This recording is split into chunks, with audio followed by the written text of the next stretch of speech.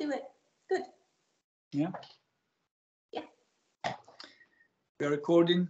Good evening, Susan Schwartz. We are here to talk about your book. It's a little bit blurred, but it's okay. The Absent Father Effect on Daughters. Father Desire, Father Wounds. What is this book about? The book actually is about it began with so many women that I see in my practice who actually never get asked about their father and have rather empty responses. So it's partly professionally, it is partly other colleagues, it is partly other friends. It is also a place in Jungian psychology and in many psychologies that has gone unexplored. I wouldn't say completely, and more so in the last several years, people are wondering about fathers and their effect on daughters and their family and themselves. But it has tended to be a lacunae in many different areas. So I felt I wanted to explore it. Many colleagues wrote already on the father, on the absent father. Andrew Samuels almost 30 years ago. Yes. Luigi Zoya recently. Verena Kast actually wrote an amazing book that unfortunately is not available anymore, titled Mother, Son, Father, Daughter. Yes. Why again, 2021, because you published this book at the beginning of this year, why another book about the father and the absent father when looking at daughters? One could say, didn't we have enough? Don't we know enough about the absent father? It seems to me, this book seems we know enough, but we need to know much more. I would say the same. I would say we know enough, but we need to know more. I would also say all the Jungian books, the three that you mentioned, one, there's a lot of years in between each of them, and that's not too many. Even if we look at different articles that are written in different journals, we don't find very much. What we do find is a lot that is devoted to how the mother was, but much absence around the whole issue of the father. It has amazed me as I've gone on with this, actually, how many therapists, even analysts, don't ask very much about the father. Well, and I would say maybe many analysts, many colleagues are not good enough fathers that are not good enough mothers. Well, I'm going to agree with you. But I would also say, if we go back in the history of psychoanalysis, where were the fathers? Of the fathers of psychoanalysis, where were their fathers? And so all these years later, where was Jung in relation to his father? And he had 4 daughters, which we don't hear about. That was his personal life, but still, there's been just this absence. The absence created more absence. Question to clarify the audience, because we have also to look at diversity. When you talk about the father, do you look at the biological father, so the male father, or the father of whatever sex and gender? I really want to broaden it, because I think that's one of the things that we tend to get caught in is the male father. So I sometimes refer to the father as the father figure. And that's purposely done because I think it's a bit short shrift to say the father has to be male.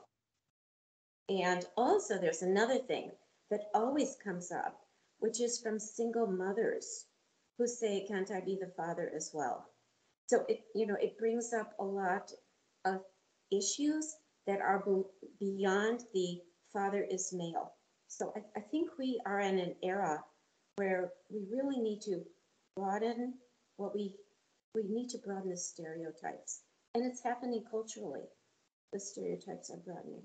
So that was also part of what I was writing about is culturally, let's move it beyond what we have in a very narrow way.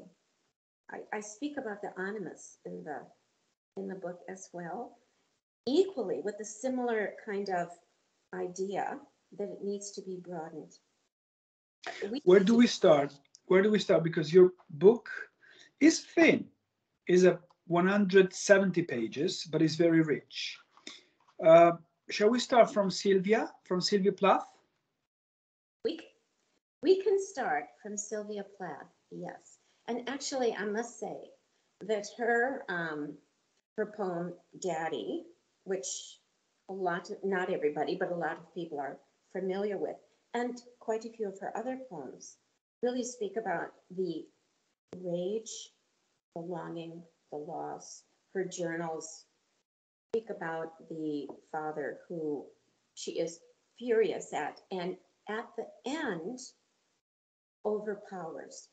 I don't know that that's really the end, is to stay angry or overpower the father. I don't know that that's really the end point, but I do think that she was very clear in how she felt.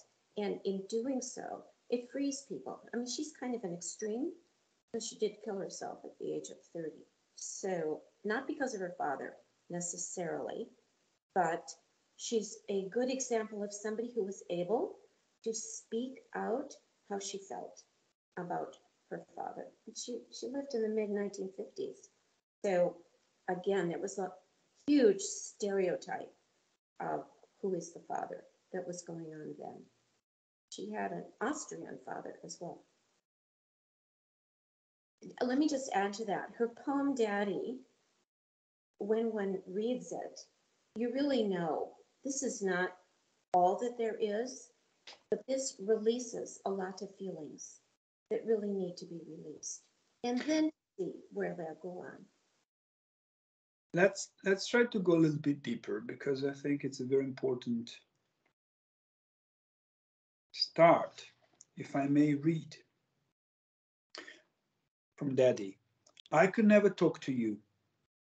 The tongue stuck in my jaw. I could hardly speak. I thought every German was you, and the language was obscene. She continues, I was 10 when they buried you. At 20, I tried to die and get back to you. So this is an absent father who is really absent. Who is absent? Oh, Mm-hmm. yes. Oh, Is very dead. early. Oh, yes. Very absent. But absent even when he was alive in the emotional non-attachment, non-emotional attachment with his children. He was quite supposedly, who knows, supposedly, he was quite a rigid person. So she wasn't able to really have a playful father or a playful relationship. The what you read in the poem, try to get back to you, is where it is oftentimes assumed that she killed herself to get back to the father and to be with him. What is I'm, your interpretation? I'm not sure. I think she needed to know him. Mm. I think she needed to know how he would have looked at her, felt about her, reflected with her in a loving way. And I think there's an implication of the desire for what never got, what never happened, a strong desire in that. There is a something we have to die to in order to get something else. But to me, he also sounded very absent. In her journals, it's like he's not there emotionally at all. So I do think she was trying to get back to a father who could love her. And one could say she tried to look for this in Ted Hughes. But Yeah. before we go to Ted Hughes, I have another question. Um, where was the mother? Well, that is an interesting point. I felt in reading, because the mother relates to the absent father as well. So I felt in reading her journals and in her poetry, her writings, the mother is very also not attached, not emotionally able to see her, not able to really reflect her. She sounded verbally encouraging. There was something very strangling about her mother. Psychologically, there was a you need to be a certain way, creating, Which way? you had to be the American, the United States, beauty in a sense, smart, achieve, do, your value, at least from what Sylvia Plath says, your value is in your achievement and in how you look. It's not in who you are. And I think she missed from both parents who you are. I'm not sure they had it. I don't know. But that real deep knowing of a father and a mother to the daughter, I don't think she had it. And I think that was really what the issue was. Not the issue, but a very powerful issue inside of her that also brought her to someone like Ted Hughes.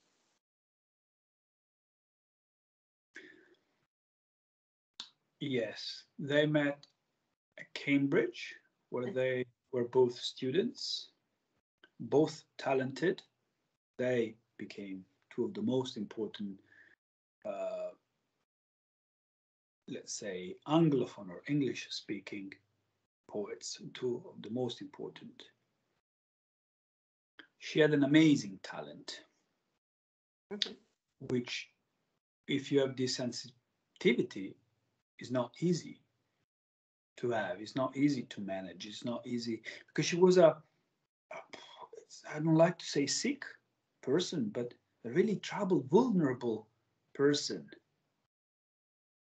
that crossed the ocean. She went to Cambridge.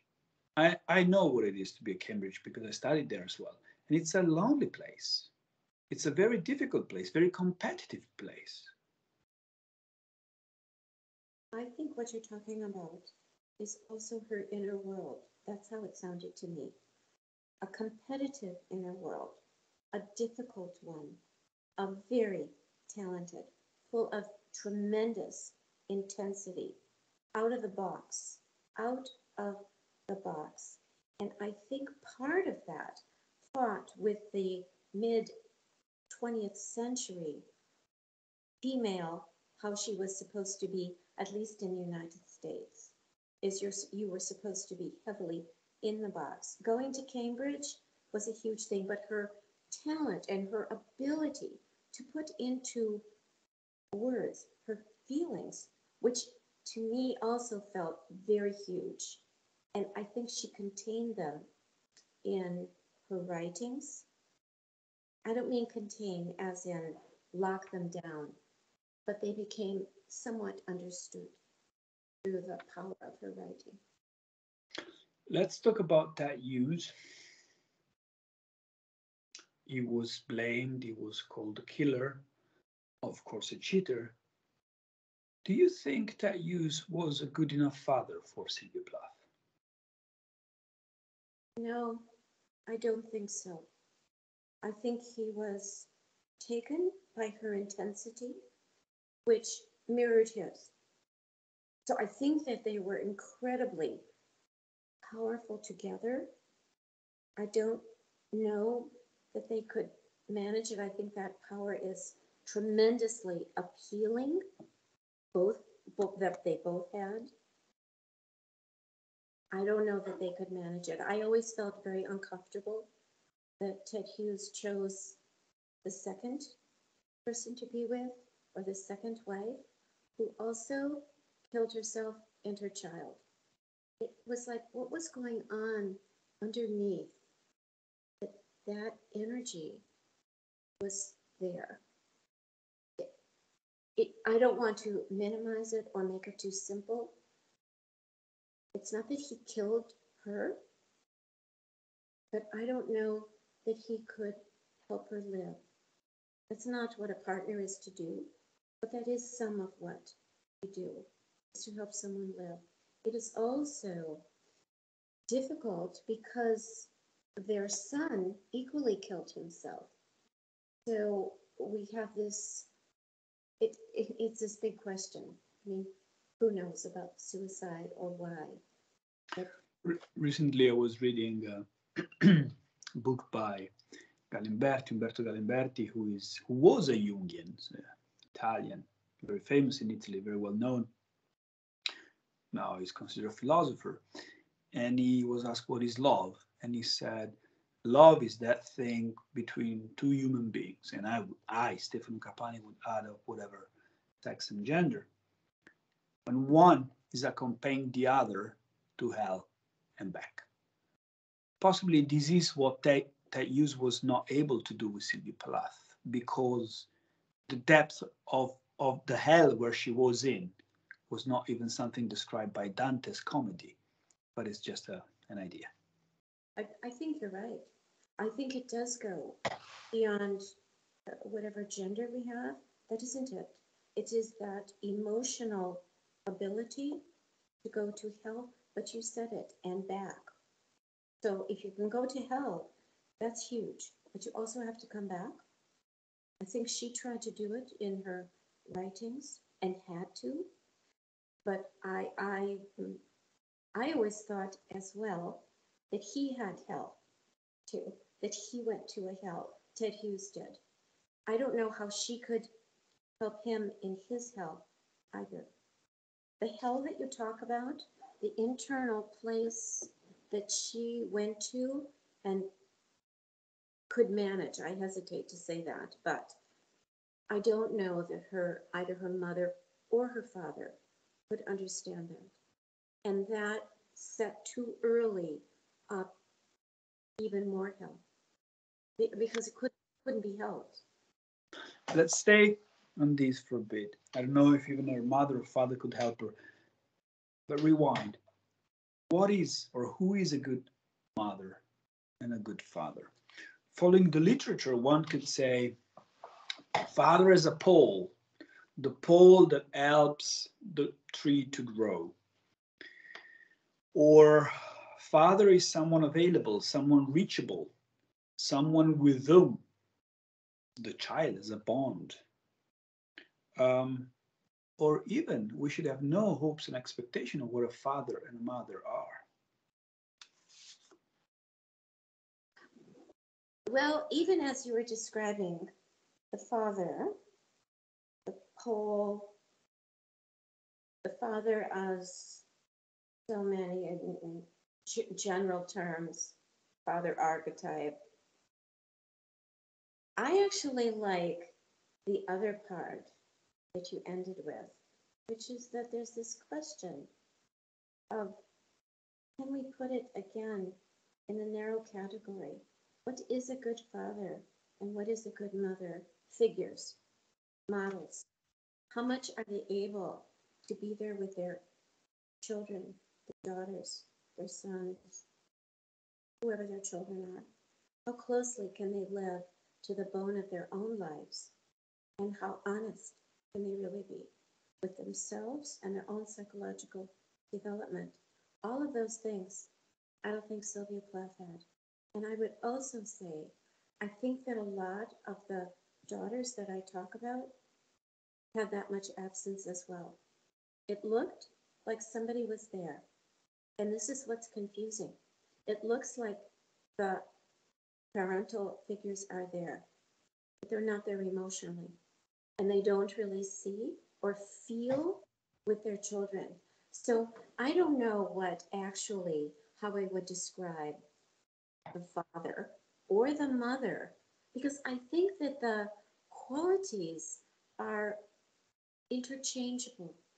I think we want to impart what we know, and we also want to grow with our children and the generations that come. But I think we all also are kind of limited by the era we grew up in, the country we grow up in, the ideas we have, and how flexible we're able to remain through our life to maybe change those and grow with the times. So I I didn't come up with anything in the book of this is what a father should be. I do think there's something about the dynamics in the connection that needs a certain ability to go beyond what anybody knew or learned or to explore. Be curious. Let me provoke you a bit. You just said I didn't come up in the book with something about what the father should be. Did you come up with something the father should not be? Yes, I did. I came up very clearly with what a father should not be. I Hmm. approached it from the opposite side. And I actually think in the introduction, if I recall correctly, I said very clearly, this is slanted. This is slanted on the negative side. This is slanted on the side of the father as betrayal. This is not a pretty story. It's not meant to be. And the reason I did that is that I felt that fathers, not all, I don't want to say all, but throughout history, they didn't get to be related. And sometimes when you go on the opposite side, people see that and it jars something. So it was meant to be an extreme. And I would say it's telling.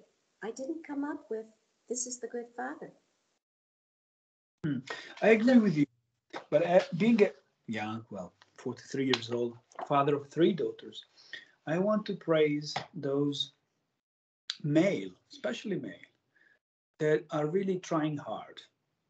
Huh? yep. Wherever they are, fucking it up, failing, apologizing. And why I say this? Because you mentioned Freud and Jung.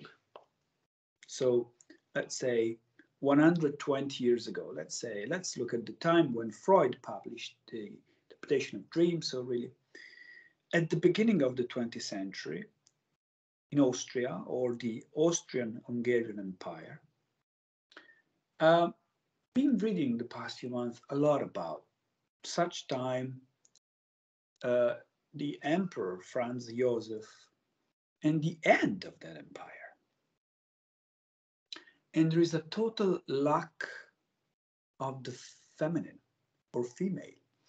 I give you an example. There was an Austrian writer called Joseph Roth, not Philip Roth, the American, but Joseph Roth, who wrote Saga of a Family, the Trotta, then they became von Trotta, then Baron von Trotta. And there are no women, they're all dead. And the men, the fathers, are absent for a reason or another, are exactly that father you just described. But I wonder whether behind, symbolically or not, there is the lack of the feminine. And I add something else, which for me is fascinating. Of course, everybody points at the beginning of the First War, the killing of the future emperor, the crown prince Franz Ferdinand, in June 1914 in Sarajevo. But we have to go back, I think, was 1898 when the Empress Elizabeth was killed in Geneva, in Switzerland. So again, no feminine. For me, it's very interesting because and I say this as the end of Eros or the killing of Eros. In these books by Joseph Roth, there is really no Eros. There is someone who is a governor, there is someone who is a peasant, there is someone who is a military, who have to go on, do their job, duty. No feelings, no emotion. Actually, the banality of emotions. The banality of emotion. I see these almost every day now in my praxis. And I wonder whether that crisis of the masculine never stopped. Well, I would agree with you completely. I also think when you mentioned arrows, how many people in our practices, they don't talk necessarily about missing arrows or fathers or males missing arrows, but they do talk about not feeling or feeling numb. So there might be something about the lack of eros in our world, in our cultures, that comes out with individuals as they are not really feeling their lives or feeling the value of their lives. There is, in addition, what you said about no female. Well, if there's no, if the masculine is, in other words, both sides of the poles are connected. If there's not one, there's also a lack in the other side because it's unbalanced. So you could say that the lack of the eros, or the lack of the feminine, or the lack of the man who can enact his feelings and be with his family as well as his work, that this is also part of what we all have to do in order to reclaim the eros that, as you note, has been lacking or is being reenacted differently now, or we have another opportunity always, each day, to reenact our feeling, our eros, our life, and to be aware. So, Let me provoke you because we were looking clearly at the lack of eros of the man. You mentioned Freud and Jung. It's debatable. The von Trottas with Joseph Roth. How about the lack of eros in the feminine, in women nowadays? oh, no, I totally agree with you. I think that it has, in some ways, the pendulum has swung for some. So the women, I don't know if it's just women, but we'll say women. Women of whatever sex. Oh yeah, women of whatever And sex. Okay, well, we'll do it that way because it's much easier, right? It's, it's strangely not so promoted. One is supposed to be a little more tough, not reveal how one feels, not be related as one might want to be, not expose or express certain reactions. So the eros in the feminine and in the woman, I think, has been difficult as well, because how much is she promoting the eros in the man? How much does she really want him to have his eros in the way that would actually benefit them both, but maybe they both don't even know about it because they've made a deal. And the deal is we're staying distant. Who they think they're staying distant from is their partner. This happens so much, but they're really staying distant from themselves and how they really feel. So eros is a question now. I agree with you. you open the book, it's chapter 2, titled Loss and Longing, and the final chapter, Feeling the Absence. How to feeling the absence of eros in contemporary society. What would you say to Sylvia Plath if she was a patient of yours? Well, I've thought about her quite a lot, of course, because I had a chapter on her. I always wondered what it was that was missing. And I myself don't know if I would say something. I don't know that I have the exact words, but I certainly would be there. And she would know that I was there very deeply. Be there, present. I think we miss that in our world. I think so many people don't know how to be present. And is that part of eros? I also think there's another piece. I would wonder if this is part of eros as well. and that is intensity. So many people say, oh, I can't be that intense. Well, Sylvia Plath was that intense. And I think the intensity is really needed.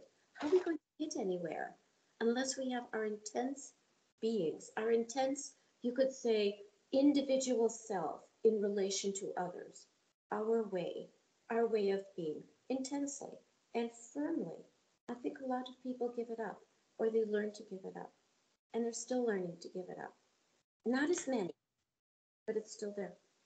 So we go back to the father being someone who is available and reachable. Um,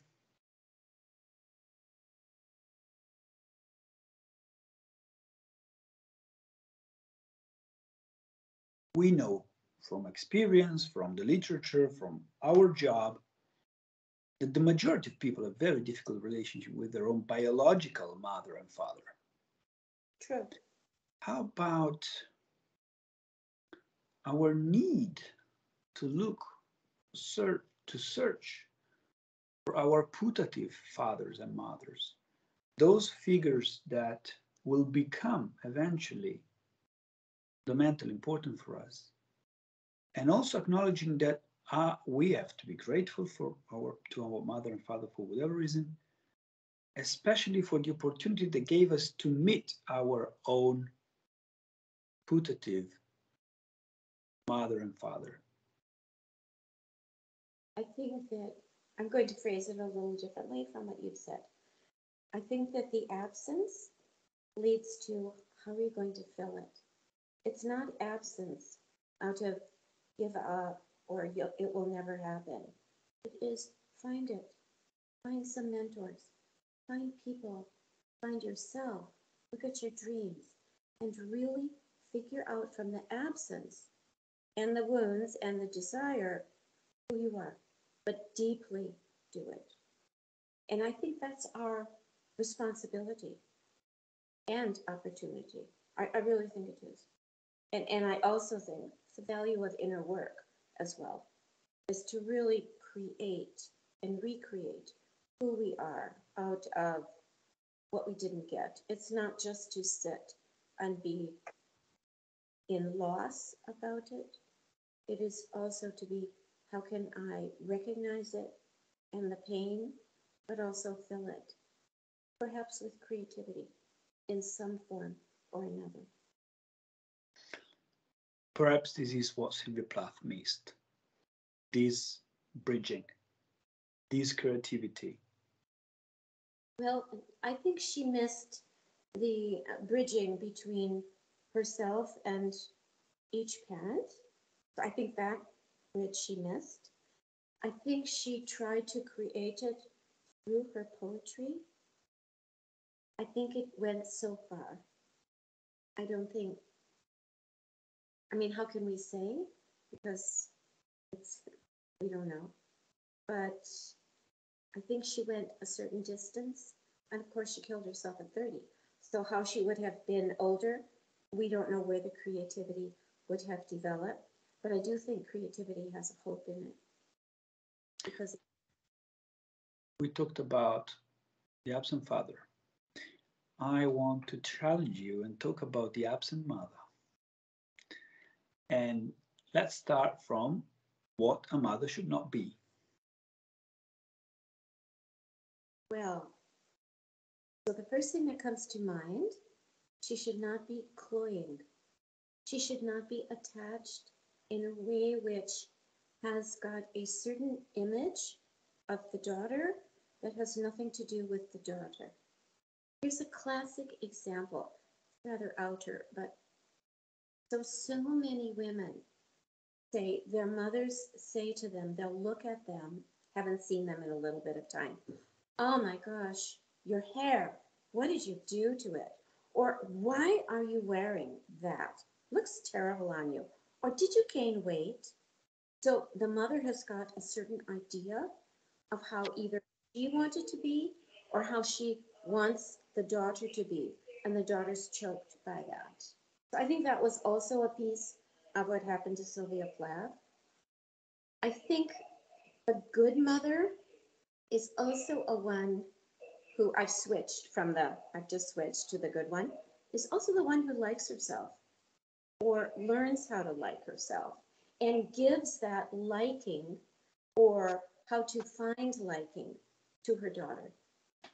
And she appreciates that the daughter will go beyond her.